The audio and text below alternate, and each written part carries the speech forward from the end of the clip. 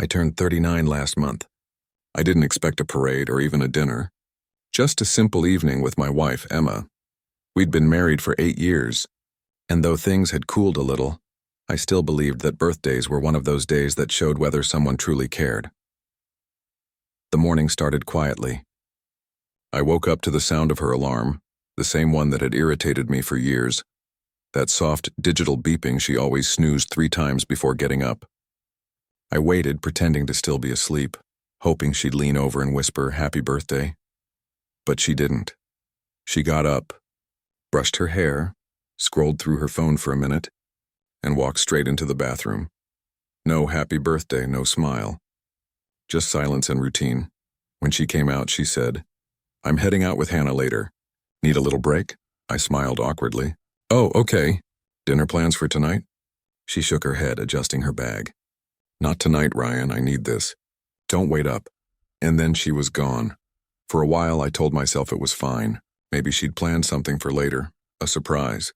I even avoided checking my messages because I wanted to believe she'd call, tell me to meet her somewhere special. But hours passed. Afternoon turned to evening. My phone stayed quiet except for one text at 8:42 p.m. It said, "I'm away on a break. Need some space. Don't overthink it." That was it. No call, no explanation. No happy birthday. I sat there staring at that message, my slice of store-bought cake untouched on the table. The candle flickered like it was mocking me. For a long time, I tried to rationalize it. Maybe she was struggling, maybe she needed time. But something inside me, something small and tired, whispered the truth. She simply didn't care enough to show up. That night, I didn't text back. I didn't ask where she was or who she was with. Instead, I sat in the quiet, remembering our first few years together. How she used to bake me a cake herself. How she'd leave notes in my lunch bag. How her voice would soften when she said my name. Now, even the sound of her footsteps in the house felt like an intrusion. 3 days passed. No contact. I went to work, came home, slept on my side of the bed. Every night I thought about that message. I'm away on a break. A break from what exactly? From marriage? From me? From responsibility? On the 4th morning, I stopped hoping for her to come back the same way she'd left. I knew that whatever she was doing, she wasn't thinking about how I felt. And that's when something shifted inside me. It wasn't anger. It was clarity. I realized that my silence was stronger than any confrontation. On the 5th day, I cleaned the house. Not because I expected her return, but because I wanted peace. Real, quiet, uncluttered peace. I took out her half-empty wine bottles, folded the throw blanket she always left on the couch, and even washed her favorite mug. I looked around and thought, I could get used to this silence. That evening, just as the sun dipped low behind the fence, I heard the familiar rumble of her car in the driveway. My pulse didn't spike. I didn't rush to the window. I just waited. The front door opened and she stepped in like nothing had happened. Sunglasses still on, hair tied up, phone in hand. "Hey," she said casually, setting her purse on the table. "You look..." "Fine," I nodded. "You're back." "Yeah," she sighed, dropping onto the couch.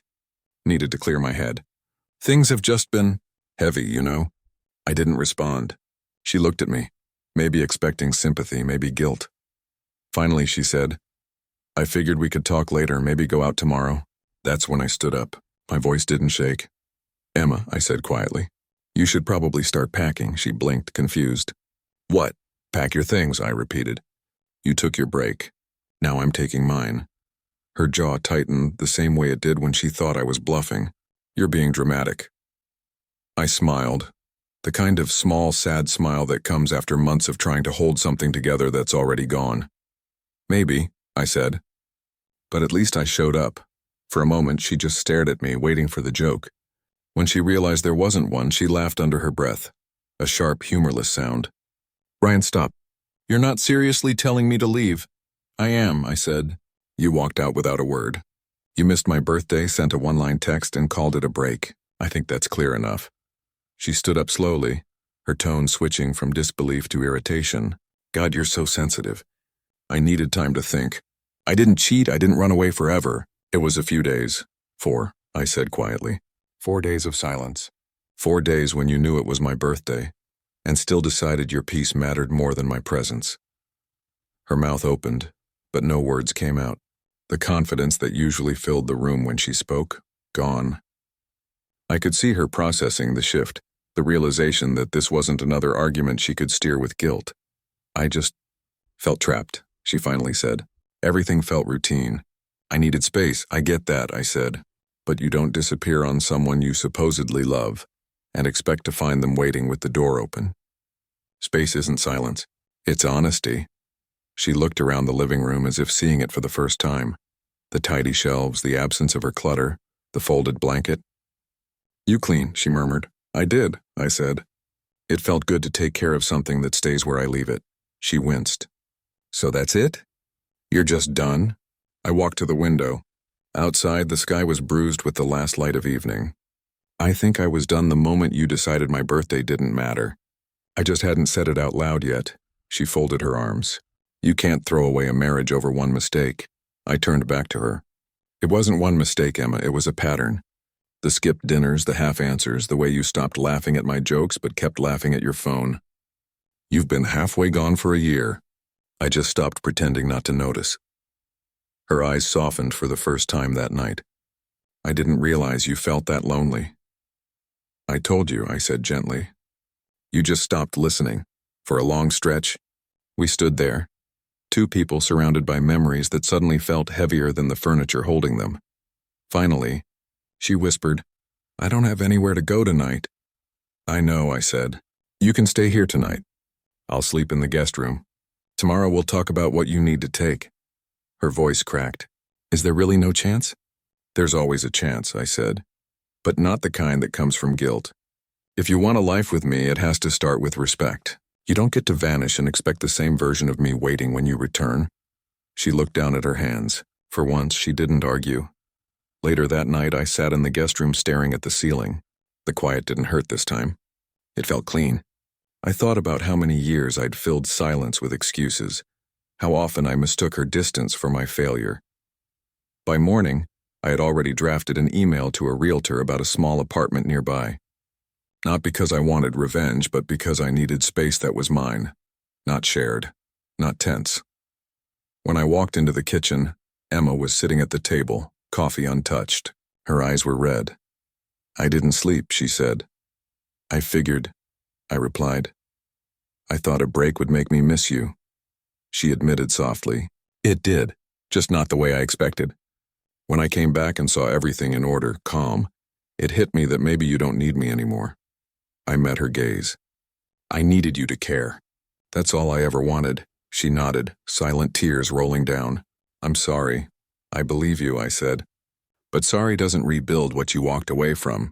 It just acknowledges the wreckage. She exhaled shakily. I'll start packing after breakfast. I poured myself coffee. The same routine as always, except the air felt lighter, not joyful, just honest. As she moved quietly through the house, boxing her clothes, I thought about the text she'd sent. I'm away on a break. It sounded almost ironic now. When she finished, she came to the door holding her suitcase. You're really not going to stop me? I shook my head. You left once on your terms. This time you're leaving on mine. She hesitated. What are you going to do? Live, I said simply. Maybe take a break of my own, one that actually heals instead of hides. For a second, she looked like she wanted to say something else, but instead she just whispered, goodbye, and stepped out. I closed the door behind her. The silence that followed wasn't lonely. It was peaceful, like a room finally exhaling after years of holding its breath. I sat back down at the table where the uneaten cake had been a week ago. Same spot, same chair, but everything felt different. It wasn't revenge. It wasn't triumph. It was closure, the quiet kind that doesn't announce itself, just settles in and stays. I took a slow sip of coffee and said to no one in particular, Happy birthday, Ryan. And for the first time in a long while, I actually meant it.